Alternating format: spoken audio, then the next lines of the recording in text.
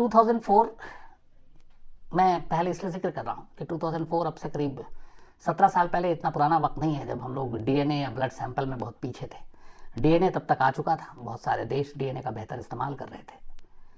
अगर कोई कातिल, कोई रेपिस्ट, कोई सीरियल किलर लगातार एक के बाद एक क्राइम करे और पुलिस तमाम कोशिशों के बावजूद, मेहनत के बाद उसे पकड़े और अदालत से वो बरी हो जाए या उसे फांसी की सज़ा ना हो, उम्र कैद की सज़ा ना हो, और अदालत अपने जजमेंट में ये कहे कि क्या बेवकूफ़ी की है पुलिस ने, कम से कम किसी एक का तो ब्लड सैंपल या डीएनए करा लेते, आपको किसी विटनेस के भरोसे पर नहीं बैठना पड़ता। मैं आपको बता दूं कि डीएनए वो चीज़ है, वो टेक्निक है जिसने एक क्रांति ला दी है, खासतौर पर रेप के केसेस में। अगर रेप के केसेस में डीएनए सैंपल मैच कर गया तो फिर आपको किसी और एविडेंस की ज़रूरत नहीं है, कोर्ट में एडमिसिबल है और सबसे ज़्यादा कन्विक्शन इसी के बिना पर हो रहा है। लेकिन हमारी पुलिस कई बार कमाल कमाल का काम कर देती है। कहानी दरबारा सिंह की है। नाम आप लोगों में से बहुत सारे लोगों ने सुना होगा, बहुत सारे लोगों ने, क्राइम तक फैमिली मेंबर ने इसकी फरमाइश भी की थी कहानी की। दरबारा सिंह हिंदुस्तान में जितने सीरियल किलर हुए उनमें से शायद सबसे अलग था। और लोग कई बार सीरियल किलर अपनी दिमागी हालत या बाकी उनकी सोच के हिसाब से बनते हैं। कुछ सीरियल किलर बदला लेने के लिए बने, ये शायद इकलौता एग्जाम्पल है जो दरबारा सिंह के साथ जुड़ता है। दरबारा सिंह पंजाब का रहने वाला और इसकी नौकरी लगती है इंडियन एयरफोर्स में। ये इंडियन एयरफोर्स में पठानकोट एयरबेस पे तैनात था, पोस्टेड था, और ठीक ठाक जिंदगी चल रही थी, शादी हो चुकी थी, बीवी थी, 3 बच्चे थे। पर 1975 में एक अपने सीनियर अफसर वीके सिंह के साथ इसका झगड़ा हो जाता है। उस झगड़े के बाद गुस्से में बाद में दरबारा सिंह वीके सिंह के घर पर, जो पठानकोट एयरबेस के अंदर ही था, एक हैंड ग्रेनेड फेंक देता है। उस वक्त वीके सिंह थे नहीं, घर में उनकी बीवी और बच्चे। हैंड ग्रेनेड फटता है, बीवी और बच्चे जख्मी हो जाते हैं, उनका हाथ झुलस जाता है। बाद में दरबारा सिंह को गिरफ्तार कर लिया जाता है।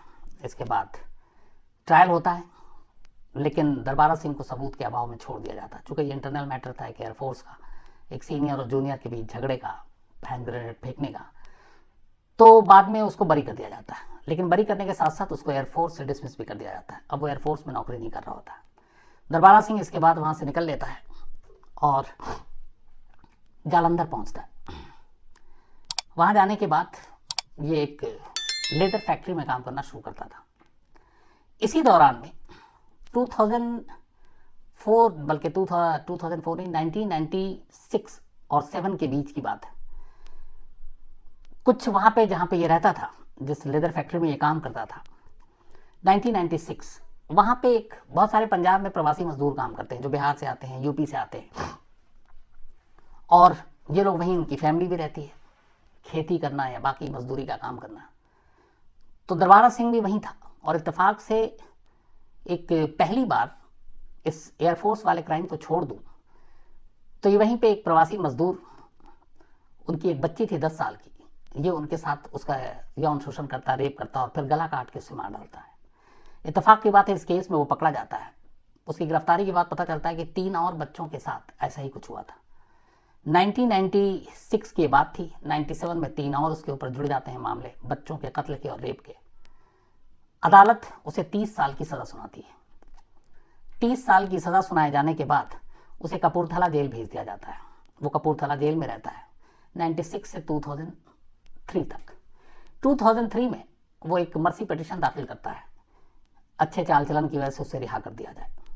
अदालत ने हालांकि उस वक्त जब 30 साल की सज़ा सुनाई थी तो ये भी अपने देश में बड़ा अजीब था कि इस तरह के मामलों में या तो लाइफ इम्प्रिजमेंट या फिर उस वक्त फांसी की सज़ा हो, बट 30 साल की सज़ा थी।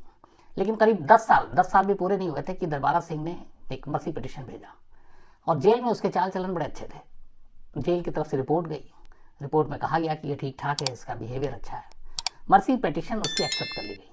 दिसंबर 2003 में, बल्कि 9 दिसंबर 2003 में मर्सी पिटीशन एक्सेप्ट होते ही दरबारा सिंह को जेल से रिहा कर दिया जाता है। अब दरबारा सिंह वापस जेल से बाहर आता है। बाहर आने के बाद इसके मन में सिर्फ एक गुस्सा था कि ये जो पंजाब में रह रहे प्रवासी मजदूर हैं, इनकी जिस बच्ची के साथ इसने जो बुरा काम किया था उसकी वजह से उसे अपनी ज़िंदगी के 10 साल जेल में काटने पड़े। हालांकि ये भूल गया कि उसने जुर्म किया था, और जुर्म भी नहीं बल्कि उसने कत्ल भी किया, रेप भी किया मासूम बच्ची के साथ। लेकिन ये उसके दिमाग में नहीं था। उसको ये था कि प्रवासी मजदूर की वजह से उसे सज़ा हुई, अब उनसे बदला लेना है, तो कैसे बदला लें, ये इसके बाद सोचना शुरू करता है। सोचते सोचते इसके दिमाग में खुराफात जागता है और ये कहता है कि प्रवासी मजदूरों की बच्चियों को निशाना बनाएंगे और इस तरह से अपना बदला लेंगे। अब कैसे निशाना बनाएं? ये वापस फिर एक रिहाई के बाद जालंधर में आता है और जालंधर की एक लेदर फैक्ट्री में फिर से काम करने लगता था। वहाँ आसपास में फैक्ट्री के बहुत सारे प्रवासी मजदूर रहते थे। इसने प्लान ये किया कि इसने एक तो साइकिल ली, साइकिल के साथ इसकी एक थैला, एक झोला उस पर लटका था और उस झोले में वो चॉकलेट, समोसा, गन्ने का जूस, लॉलीपॉप, ये सारी चीज़ें भर के रखता और इसके बाद निकल जाता शिकार की तलाश में। ख़ासतौर पर सुबह 10:30 से 12:30 के दरमियान उसे मालूम होता कि ये उस वक्त, ये जो टाइम है, ये फैक्ट्रियों में काम करने का टाइम है। 12:30 के बाद लोग लंच के लिए कई मजदूर आसपास में रहते घर पहुंच जाते हैं। लेकिन ये वो वक्त है 10 से 12:30 के दरमियान जब ज़्यादातर मजदूर फैक्ट्री में होते हैं और काम कर रहे होते हैं और उनके पीछे में उनके बच्चे अकेले होते हैं। और इसने यही वक्त चुना 2.5 घंटे का अपने शिकार को ढूंढने के लिए। साइकिल पे ये निकलता, किसी अकेली बच्ची को देखता, साइकिल रोकता, उन्हें टॉफ़ी देता, कभी गन्ने का जूस पिलाता, खिलौने भी कई बार रखता और फिर उनको बहला फुसला कर अकेले में कहीं ले जाता। फिर उसके बाद उनका गला काट कर, गला घोट कर उन्हें मार डालता। कई ऐसी बच्चियां थी जिनको मारने के बाद उसने उनकी लाश के साथ दरिंदगी की। और यह सिलसिला अप्रैल 2004 से अक्टूबर 2004 तक, यानी कि करीब 6-7 महीने चलता रहा। जेल से आने के बाद वो दिसंबर 2003 में जेल में आया। 9 दिसंबर को आया था, दिसंबर बीत गया, जनवरी और फरवरी और मार्च 3 महीने उसने प्लानिंग की और अप्रैल, मई, जून, जुलाई, अगस्त, सितंबर, अक्टूबर 7 महीने के अंदर इसने प्रवासी मजदूरों के बच्चों को निशाना बनाना शुरू किया। इधर हुआ ये कि एक एक तरफ बच्चे गायब हो रहे थे। शुरू में लगा कि 1-2 बच्चे इधर उधर चले गए, लेकिन माँ बाप जो कंप्लेनेंट थे उनकी तादाद बढ़ती गई। अब पुलिस भी परेशान हो गई कि आखिर ये बच्चे कहाँ जा रहे हैं। पुलिस ने जांच शुरू की तो कुछ ऐसे बच्चे थे जिन्होंने बताया कि हमने देखा एक साइकिल पे एक अंकल आते हैं बूढ़े से, उनके पास थैला, उन्होंने मिठाई भी दी कही। अच्छा, कई बार दरबारा सिंह ने ऐसा किया कि किसी अकेले बच्चे को जब देखता मिठाई देता या कुछ उनको बहलाने फुसलाने के लिए, तो कुछ बच्चे दूर से भी देख लेते या कुछ बच्चे और भी आ जाते हैं। वो एक साथ इतने बच्चों को लेकर जा नहीं सकता, तो कुछ को मिठाई दे के टाल देता। उन बच्चों ने गवाही दी। फिर गाँव के कुछ लोगों ने बताया कि हाँ, एक शख्स साइकिल पर यहाँ अक्सर पिछले कई महीने से घूमता दिखता है। पुलिस ने विटनेस के आधार पर स्केच बनाया। अब एक साइकिल वाले की तलाश शुरू हुई जो कंधे पे या फिर साइकिल पर थैला लेके घूमता है। इधर एक के बाद एक बच्चे गायब हो रहे थे। लगभग 23 बच्चों की गुमशुदगी की रिपोर्ट इन 7 महीनों में दर्ज हो चुकी थी। इस दौरान में ये बात सिर्फ जालंधर की नहीं, कपूरथला और बाकी आसपास के इलाकों में भी मिसिंग बच्चों की थी। इसी दौरान में अब जब पुलिस इतने सारे बच्चों की गुमशुदगी हुई तो पुलिस ने भी अपनी ताकत लगाई। 5 बच्चों की लाशें मिली थी। इनमें से 4 लड़कियां थीं और 1 लड़का, और इन सभी की उम्र 10 साल से कम की थी। झाड़ी में, नदी किनारे, पुल के नीचे ये सारी लाशें मिली और उन लाशों के पोस्टमार्टम से पता चला कि उसके साथ दरिंदगी हुई, उनका रेप हुआ है। अब जब ये खबरें आई मीडिया में भी तब तक आ गई, तब पुलिस और भी ज़्यादा परेशान हुई। अब ज़ोरों शोर से इसमें लग गई एक SIT टीम बनाई गई, स्पेशल इन्वेस्टिगेटिव टीम, जो एक साइकिल वाले को ढूंढे।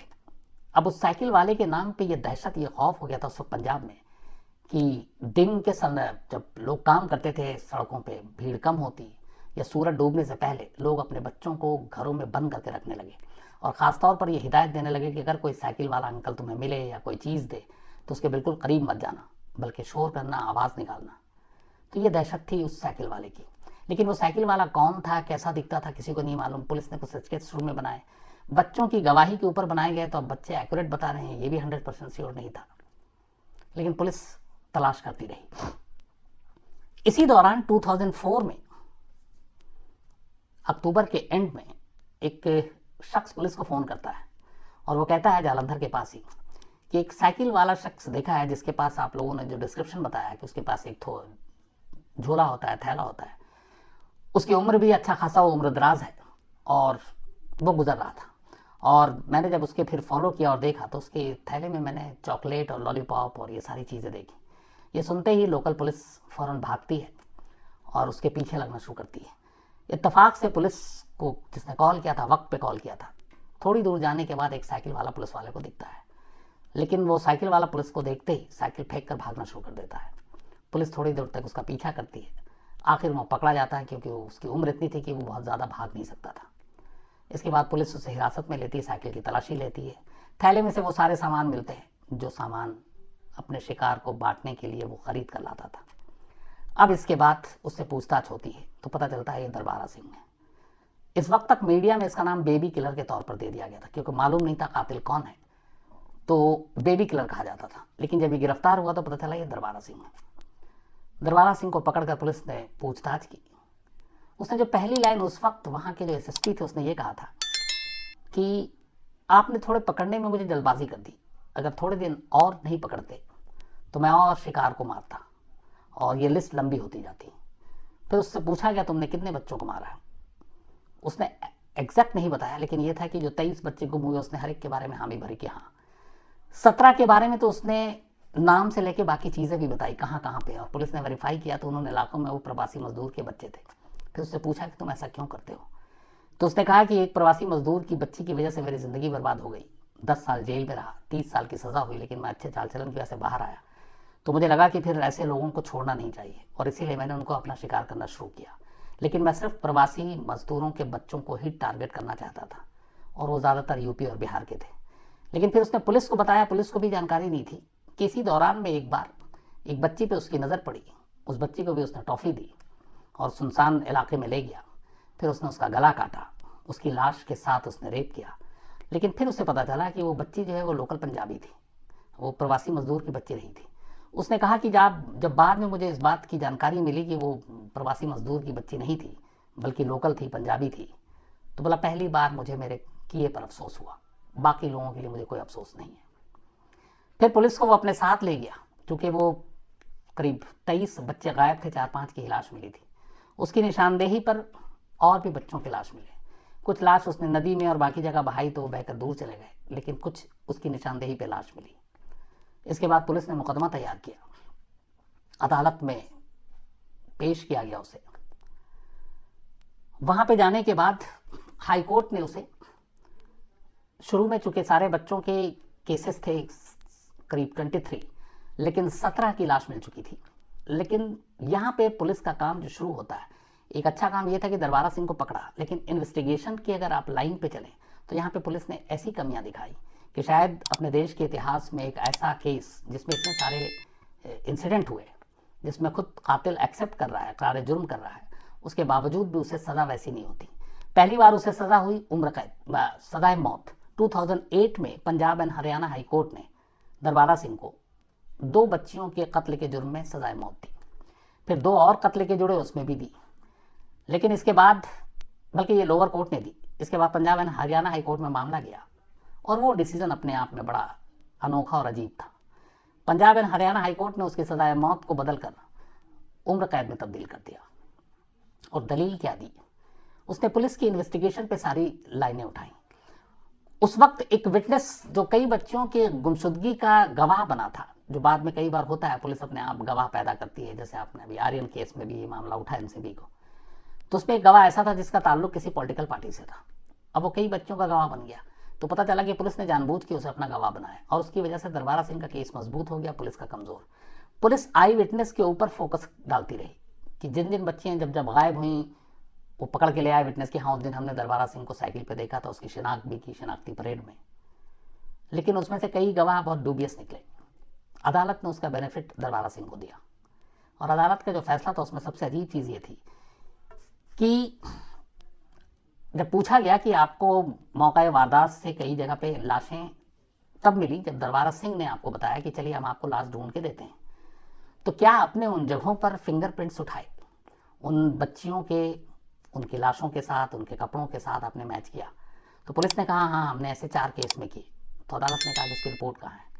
तो जब रिपोर्ट देखी गई तो पता चला कि अप्रैल 2003, बल्कि ये 2004 में इसकी गिरफ्तारी के बाद फिंगरप्रिंट्स लिए।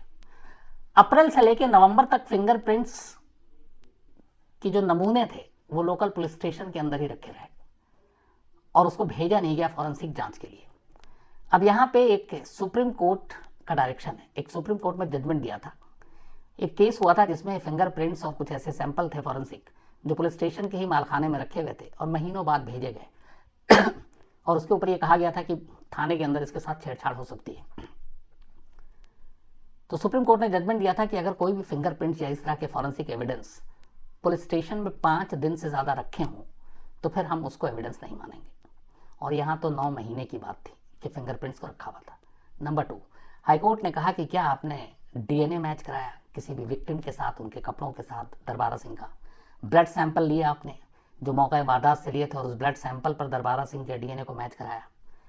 2004, मतलब हम तब भी बहुत आगे बढ़ रहे थे टेक्नोलॉजी के मामले में लेकिन पंजाब पुलिस ने इससे बड़ी गलती नहीं की।